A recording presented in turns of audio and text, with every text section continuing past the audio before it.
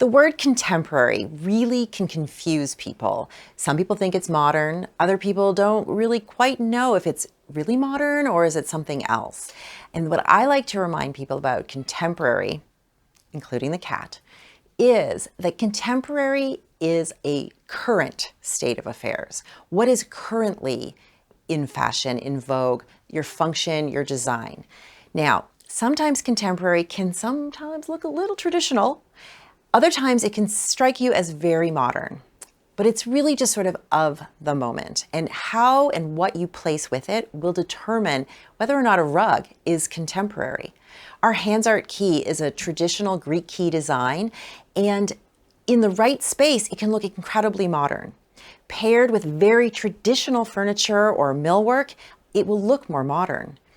Conversely, if you put it with very, very modern pieces, it could be this wonderful juxtaposition to both seem modern, yet harken back to something more traditional. So what do you need to think about when you're trying to choose a contemporary rug? Well, first of all, do you like the design? I mean, come on, like that's what's really important here.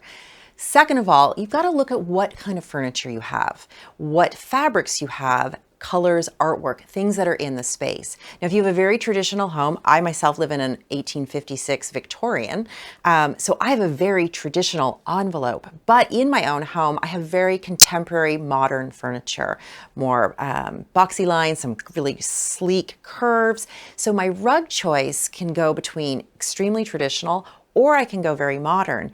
And depending on what I do and how I place my accessories, I can achieve a contemporary look. It looks like a modern family lives here. Nothing is too stuffy, stodgy.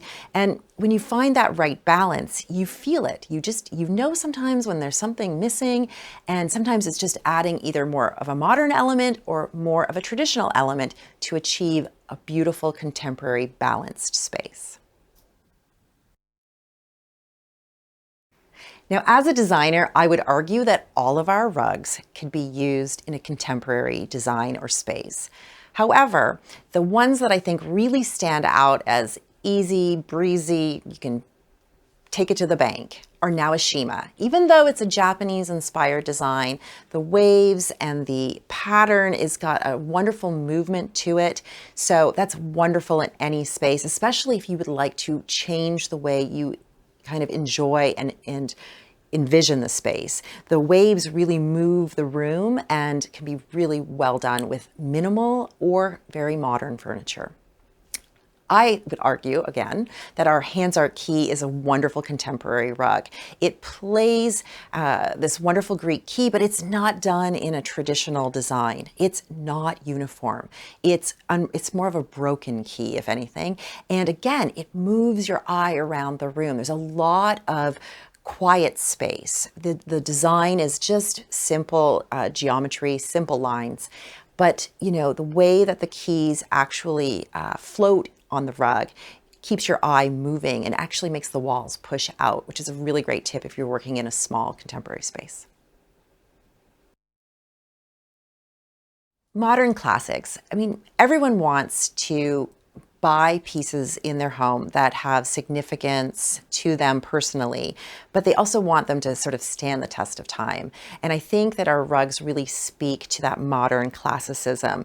The design and the inspiration really do harken back to all sorts of different periods of design. We've got Art Deco, there's chinoiserie, and then you've got more contemporary elements too that sort of fit needs that we identify regularly as designers in spaces. So for example, you know, using a rug that has great movement to make the room feel bigger. That is a really great way to use contemporary design into a classic space. But for me, I love mixing periods. I love a maximalist look. It's not for everyone. And for those people who want to have something more pared down, it still really is a fundamental way to build a good design plan. Mixing different periods and styles and understanding.